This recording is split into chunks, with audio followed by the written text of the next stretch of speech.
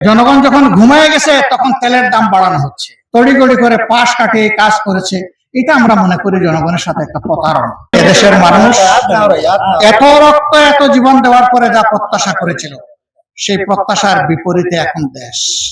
শুধু এইটুকু বলে গেলাম, কিন্তু আমরা এটাও বলে যাচ্ছি, ওই স্রোত যত ভয়াবহ হোক, এই স্রোতের বিরুদ্ধে আমরা লড়াই করে যাব। আমি স্পষ্টই বলেছি, এটা জনগণের প্রতি সুবিচার করা হয়নি, এটা জনস্বার্থ বিরোধী। পেট্রোল, অকটেন এবং ডিজেলের কেরোসিনের দাম, ডিজেলের দাম বাড়ে নাই, কেরোসিনের দাম বাড়ার মানে হচ্ছে সরাসরি এই করের বোঝা জনগণের ঘাড়ে চাপানো।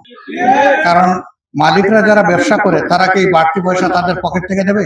তারা জনগণের কাছ থেকে এটা আদায় করে।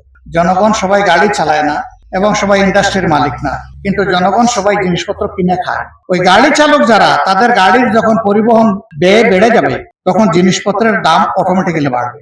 অতএব ফকির থেকে আমির, ধনী থেকে গরিব, শিশু থেকে বৃদ্ধ, এই করের যন্ত্রণা সবার গাড়ি চাপতেছে।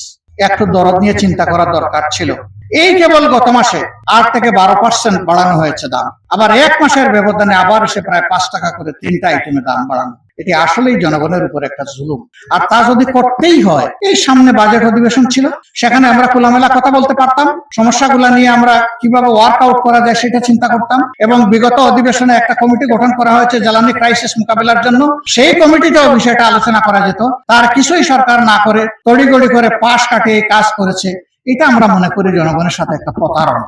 জনগণের নির্বাচিত পার্লামেন্টের অধিকার ক্ষুণ্ণ করা হয়েছে। সেখানে আলাপ করে এটা করলে তখন জনগণও বুঝতো তার কতটুকু করা দরকার। আর আলাপ যখন হতো, তখন ন্যায্য কথা সেখানে আলোচনা হতো। সরকারও বাধ্য হতো ন্যায্যতার ভিত্তিতে একটা চিন্তা করতে, হয় সিদ্ধান্ত নিবে অথবা সরে আসবে। কিন্তু তা কিছু না করে, তাও দেখবেন আবার জনগণ যাতে টের না পায়, গভীর রাতে জনগণ যখন ঘুমিয়ে গেছে তখন তেলের দাম বাড়ানো হচ্ছে। খবরের কাগজ, নিখাত, নির্ভীক, নিরপেক্ষ।